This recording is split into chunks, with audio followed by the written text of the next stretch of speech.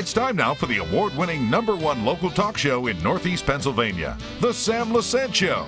Now here's your host, Sam Lesante.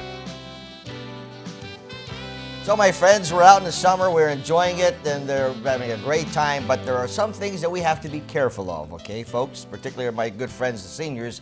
There are some risks that are involved in summer. Not critical things, can be critical, but we want to talk about what are some of the summer risks that you have in the summertime. And once again, this is one of our health shows brought to you by the Lehigh Valley Health Network.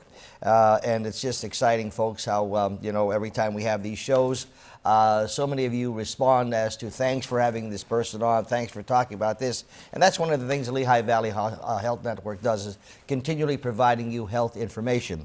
And today we're going to continue that with Frank Kislan. Now, Frank is a certified registered nurse practitioner. And it's exciting, particularly what they do. Frank, thanks for coming on the show.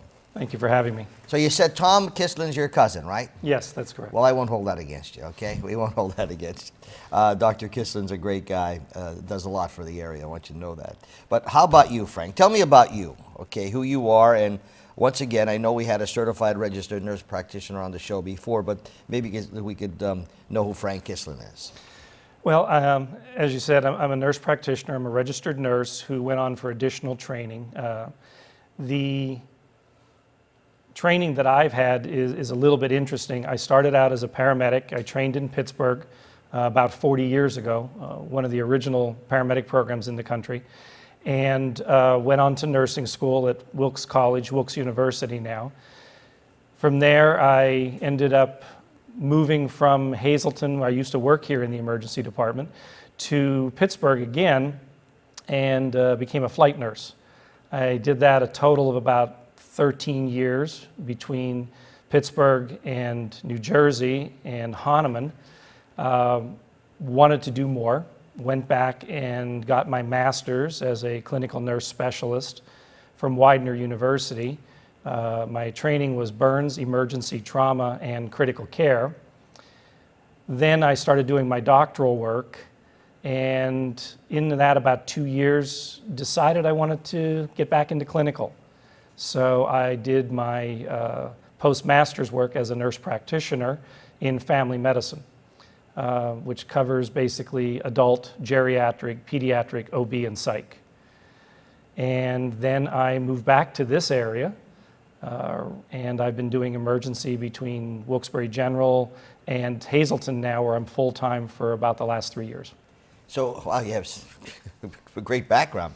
When you started 40 years ago, okay, and then as you proceeded, there's always new things and developments happening. I guess you've seen a lot of changes in emergency care, correct? Quite a bit, quite a bit. Patients in the past would typically get treated at the hospital and sent out very quickly, especially if it was a trauma type of patient, which is what I've dealt with the most. That has changed over the years. Even nowadays, smaller hospitals do have more and more patients that stay in the hospital. Hospitals in general have gone from a place where you come in for a few days to more critical care type of areas. Mm-hmm. Patients now in the ICU can be very critical and still survive. When I first started out, my first assignment out in Pittsburgh was open heart transplant area, and it was brand new in its infancy. We had the first, second, third, and fourth patients this side of the Mississippi. So now that's common routine. Yeah. So technology has progressed dramatically. Monitoring of patients and what we can do in a critical care area, and an ER is a critical care area, is phenomenal. We have access to more than just x-rays, CAT scans, ultrasounds, a lot more lab work than existed 40 years ago we can test for. You know, it fascinates me, and I have so much admiration for any doctor, anyone in healthcare, but especially emergency department, okay? When someone, something happens to a person, they collapse, okay? They don't know what happened. Now, I guess getting to the emergency department is critical because, but what do you do when, how do you find out what happened? Did they have a stroke? Did they have a heart attack? It's amazing how you have to get everything working immediately to save that person's life. Is there a routine or that you follow when someone goes in the emergency department? Well, there's a lot of standardized things that we do when a person first arrives to the emergency department, especially if we don't know what's wrong. History is always the best thing if you can get it. Sometimes family doesn't arrive right away. Yes. You have to either wait till they get there for that type of information, but that doesn't mean the care doesn't start instantaneously. It always starts out with airway, breathing, and circulation. And you don't progress to the next level until you secure the first level. From there on in, it's physical exam, head to toe, and then you can get into a more detailed exam afterwards. Take a typical patient that comes in, maybe a stroke, so they're not talking to you, they're unresponsive. What do you look for? Maybe one side of the body that cannot move. Maybe they are awake, but they can't talk to you. You can look for things such as facial droop, or if they are talking, is their speech slurred? All of these things give you a guideline as to which direction you should go. We have all sorts of testing capability now. We can look for bleeds in the brain with a CAT scan. Obviously, blood work. It could be as simple as a person is a diabetic and their blood sugar is low. That can give you the same symptoms as if somebody is having a stroke. So if simple finger prick can give you a hint if their blood sugar is 30, first thing you got to do is treat that. You don't always think, you have to think the worst, but you have to treat with what you see and you work your way up. And the fascinating thing is what we have here in Hazleton, Lehigh Valley now, the integrated network that you have. I mean, so you have access to everyone, doctors, etc. So it's important, critical, where you're going for that emergency care, okay? Which now, you do have express care, folks. It's at 564 West Broad Street here, and it's a fabulous place, as well as the Brook Hill Center Plaza. But now, so an emergency happens, and I don't know whether do I run the express care up here in Broad Street, or do I run to the emergency room? So what do I do? Yeah, that's always a question for people. I also do time at the express care. And basic rule is we can do physical exams. We cannot do lab work other than a urinalysis there. We can do x-rays, but we don't have the advanced capability that the hospital would have. If you're coming in complaining of a headache, you're coming in with sometimes vision problems, chest pain, belly pain, other than maybe a urinary tract infection, which we can test for, pregnancy issues, the answer is you need to go to the emergency department. We don't have the lab capability, the ultrasound capability there, or even the need for a CAT scan. And those would have to be taken care of at the hospital itself. Okay, so, and I asked this question when I was up at the express care. When an emergency happens, panic sets in. I mean, get them to the hospital, do this, well, there's an express care down the road, so you're not really thinking the way you should be thinking. So now, even that person should be at the emergency room. What happens if a person does come and or the people there know that, wait, this is not for us, we have to send an emergency room? Or what happens then? You still have an advanced provider there, either a physician's assistant, nurse practitioner. And we are all emergency trained. So what can happen is we can certainly start anything that we need to do. We do have cardiovascular medications there, nitroglycerin if the heart rate is low, atropine. If somebody comes in and goes into cardiac arrest, we do have monitoring capability. It is not for long term. It is certainly not for definitive care. And we will need to dial 911 ourselves to get an ambulance to transport to the hospital. But we at least can start initial care if we need to. But it's always good to know just exactly what the degree of what your pain or whatever it is. So if it is severe enough, to bring them to the emergency room. Folks, I'm talking to Frank Kislan, who is a certified registered nurse practitioner. And the phone number, folks, 570-501-6220. We're going to come back and talk about what are some of the risks that you have for your health in the summer. But once again, folks, when you're talking about an integrated system here, it's just fabulous what Lehigh Valley Health Network has done in this area. And you know what, folks? It keeps getting better. We'll be back right after this. Thanks for staying with us, folks. Here watching the Sam Lesante Show. Remember, you can watch all of our health shows on ssptv.com 24/7, as well as all of the other shows we produce here at SSP TV. My email, sam@ssptv.com. Folks, we're talking about summer health risk for seniors, but also for all of us. We enjoy the summer, but there are some things that we have to be careful about in the summer. And today, my guest is Frank Kislan, who is a certified registered nurse practitioner. And so here comes the summer. We're excited about it, particularly after the great winter we had. Okay, Frank. So what are some of the main injuries that you see in some of your patients in the summertime? We see decent amount of falls, despite the fact you think you'd see more of that in the winter. In the winter, people stay more inside. You get outside, you can have a little bit of an uneven sidewalk, even just a divot in the grass, and you can trip and fall. A lot of insect bites, poison ivy. With the insect bites, you can have stings that people can have allergic reactions with. Something as simple as a cut from doing gardening can end up infected, or even worse, a patient can get tetanus. All of these things combined probably produce a decent amount of patients coming to the emergency department. I could tell you on a given 12-hour shift, probably see, not just related to falls outside, but falls in general with the elderly, 3, 4, 5 patients a shift, which is quite a bit. Okay, so now, what happens is you get carefree, you're enjoying the weather, and you're enjoying going out and doing some things.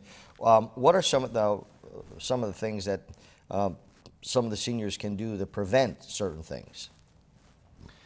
Well, one of the things with falls is just making sure there's no trip hazards around. That's probably one of the biggest things. Second, with the heat in the summer, a lot of times we don't drink as much liquids as we should. And what is the rule of that? I mean, how much should you drink in the summer? The rule I go with is basically you should try to drink at least a glass of water at least every hour, every 2 hours. There's no such thing as drinking too much unless you are a dialysis patient. Okay, now I want to ask you a question on that. Sometimes you'll read stories that sometimes they say too much water is no good for you, okay? Now, I just read that a couple of weeks ago on one of the reports I read every day, and I got a little confused because I'm thinking that water is good for you, but they say don't drink too much water, so now I'm confused. You can get a condition called water intoxication, where what it does is you drink so much water, it throws your electrolytes in your body out of whack. So that's what I'm saying. How do I know? It's pretty hard to get to that point. Okay. That's the person who's drinking constantly, and not, for the most part, sweating, shall we say. Okay. As long as the body is functioning like it normally should, anything extra you're going to basically urinate out. Yeah. All right. So, okay, so just be moderate, but at least, drink your, water as much every so often to stay hydrated, correct? Right. All right. Now, when you talk about falls, all right, sometimes seniors are at home or anyone, and they like to do things themselves, all right? So sometimes you get a ladder, okay, or sometimes you want to do some things, but I think what would be the advice to seniors who are going to do things that involve either climbing or, stuff that they should have someone there to help them? What I would recommend to anybody is, if you have any problems with your balance, if you have any problems with feeling in your feet, such as diabetics quite often do, I would not recommend trying to go up and down ladders. You can be perfectly healthy and still fall off of a ladder. Oh, yes. And one of the issues you have with that is you only have to be up 1 or 2 feet and you can break something. Unfortunately, the older you get, you do not have as much calcium in your bones. Even if you take all the supplements in the world. I was just going to ask you about that, yeah. Even if you take all the supplements in the world. It has to do with aging to a certain degree. There are things you can do to help improve it. There are some medicines that also help like that. However, it's still a part of growing older. And your bones are a little more brittle. Because of that, what seems like a minor fall can still produce a broken shoulder, a broken wrist, a hip. I've had elderly patients get up in the middle of the night to go to the bathroom, and all they do is roll out of bed, and they have a hip or a femur fracture or a wrist fracture. Versus somebody who goes to stand on a chair because they want to change a light bulb, the chair gives out or breaks, and they fall down, and they've dislocated their shoulder. Major issues can occur. The older we are, sometimes we're on blood thinners for other reasons, usually cardiac type of problems or vascular type of problems. That in itself usually lends to more of a worrisome thing that we have in the emergency department for bleeds into the brain or just bleeds potentially in general. If a 75-year-old comes in and they're on warfarin, Coumadin, blood thinner, pretty powerful, and they fall, I have to worry that even a simple bruise can be a significant bleed under the skin. So we may end up having to do a CAT scan to see if it is, not just an X-ray for the break. Okay, so I want to talk about ticks and poison ivy. Once again, you know, I would assume that if you're out there doing gardening, you should wear gloves, you know, gardening gloves. Always a recommendation. Yeah. That's one thing that I would highly recommend, and so would you, right, Frank? Yes, I absolutely would. The second thing is, how do I know if I get poison ivy? I know it's a stupid question, but you know, how do I know if I'm doing stuff and you know, and I'm not smart enough to put those gloves on, and now you know, something. When do you start seeing the signs of poison ivy? Depending on how sensitive the person is, you can see it starting sometimes in as little as 8 to 12 hours. Most people don't come in usually for a day or so. And by then they've usually tried some over-the-counter remedies at home. The simplest thing I could recommend for anybody, whenever they finish gardening, wash your hands and arms and face with warm soapy water.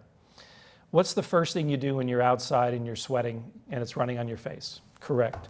So where do I see a lot of poison ivy? On the forehead, on the hands, on the forearms. Wow, isn't that okay? Yeah. The other reason I recommend washing, and a lot of times I'm even saying a good, nice, warm shower, is, don't forget the soap, but is because if you go and lay down, the reason you get poison ivy is because you come in contact with the oil from the plant. The oil is what is the problem. If you go and lay down and that gets on your bedclothes, you have now spread the oil to your bedclothes. So even if you go and wash then after, the oil is still on your bedclothes. So you will re-expose yourself. One of the best recommendations, other than washing right away, is simply making sure you clean everything. Wash all your clothes, wash your bedclothes, especially if you've come in contact with that. Otherwise, when you wear it again or sleep on it again, you come in contact with it again and you've got the oil again. And then the rash. So if I'm doing gardening, but some people, you know, have gardens that are, you know, like tomato plants, or they have them pretty well cultured. I mean, manicured.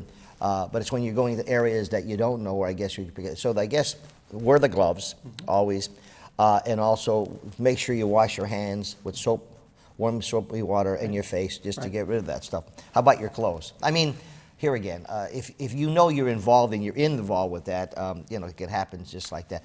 How do you treat it? Usually it is Benadryl for the itch and steroids to blunt the body's response. And as long as you have gotten rid of the oil, it usually resolves itself then after that. Okay, so a tick. Okay, how do you know if you got bit by a tick or a bumblebee or a hornet or whatever? A lot of times you don't know the difference. Yeah. We get a lot of people that come in and say they got bit by a tick. We don't see a tick anywhere on them, and they are convinced that it's a tick. It's also the same thing with spider bites. I will tell you. I hate them. I'll tell you right now, I probably see 2 or 3 people a shift that come in and said, I got bit by a spider, and yet they never saw a spider. I don't question they got bit by an insect.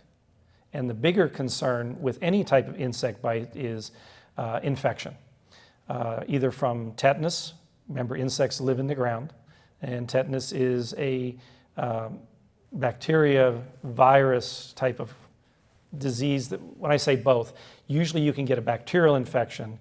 Tetanus, while it is a bacterial infection, is very difficult to treat. So a lot of us kind of think of it as being a lot more difficult and like a virus, but it really is not. It's a bacteria. So tetanus, you recommend that you get a tetanus shot every so many years? Yes.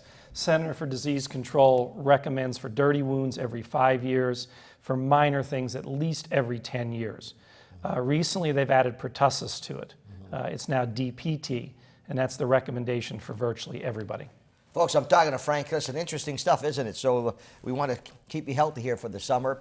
Some of the things you should be considering, particularly if you're in the garden, wear those gloves. Frank works for the ED department and also Express Care. Express Care is here at 564 West Broad Street. 570-501-6220 is the number there. And we'll be back right after this. Welcome back to the Sam Lesante Show, folks. We have with us Frank Kislan from Lehigh Valley Health in Hazleton. And he is a certified registered nurse practitioner, tons of experience. It doesn't mean he's that old, but he has 40 years of experience. And Frank, I'm really learning a lot here today. For a review, okay, some people just maybe have turned the channel and they're saying, who's this Frank Kislan guy? Primarily a little bit about yourself, and you're at the Express Care Emergency Department, and some of the things we should be concerned about in the summer. I'm a family nurse practitioner with specialty training in emergency medicine, burns, trauma, critical care. And the things you need to worry about, elderly, summer, don't try to overdo yourself. There are times you have to call for help. We can take care of a lot of things, but there are still things that medicine cannot fix. So we don't ever want to see a person get into that type of situation. Express Care is there for the more basic type of things. Physical exams, medications.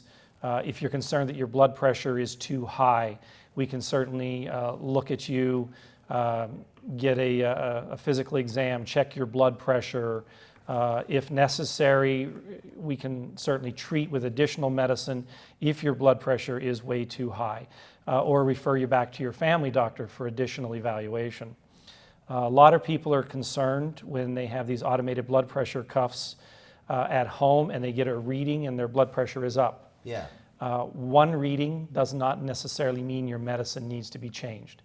If you're having symptoms along with that, it's a little bit more concerning. For those people that do not have those, and that's why I mentioned that, sometimes people have high blood pressure, they don't know it because they're just thinking that's the way their body is. Do you recommend when they go to various places that they have these blood pressure machines, that they take their blood pressure? They certainly can. I will qualify that with one thing. They are automated cuffs. The cuff has to be put on properly. The machine has to be calibrated on a somewhat regular basis. Because of that, they can get a false reading. There are times even in the emergency department, will get told that their blood pressure is a certain reading and I don't believe it based on my exam. So the answer is you get a manual reading. And if that reading is normal, it's possible that that automated reading was off. But the other thing you have to understand, your blood pressure can change minute by minute depending on what you're doing. If you're doing something that's exertional, your blood pressure is going to be up. If you're sitting down, especially with the elderly, and you rise quickly, your blood pressure can drop suddenly. And that's even more important if you're on high blood pressure medicine. The best answer for the elderly, one of the ways they'll prevent falls, is sit first, if you're laying down, sitting first, stay there for a minute or two, and then stand gently. But understand, if you start feeling lightheaded, sit back down. So how do I check my blood pressure if I don't have anything at home? What do you recommend? You can check with family members, friends, how many nurses live in the neighborhood type of thing. Rule of thumb. And go to your doctor. Yeah, well, yeah, at least once a year. But I mean, if you're going for a yearly exam, but sometimes people have high blood pressure and they don't know that. Is there a place that they could go to just get checked, or do you recommend? That's why the Express Care will help. And I think that's so critical. Really, yes. It's folks, Express Care 570. It is 501-6220. It's open 365 days a year without an appointment. So that's a great opportunity that the Lehigh Valley Health Network is providing the greater Hazleton area, and for that matter, expanding not only Hazleton but all our viewing area. Frank, it's been a pleasure meeting you. Thank you. You certainly have a wealth of information, and I applaud you and all the people working in emergency departments, as well as those aides, those nurses, the receptionist. They're all great people. Sometimes people get a little nervous when they get up there and they don't get immediate attention. They get the attention, but then they have to understand that there's a lot of things happening that people don't know that.